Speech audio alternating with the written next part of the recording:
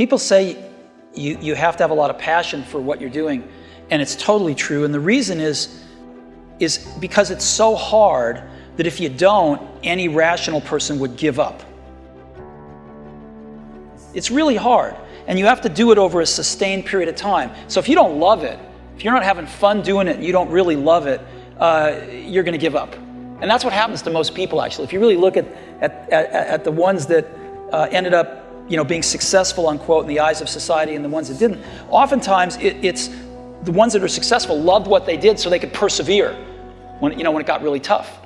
And the ones that didn't love it quit.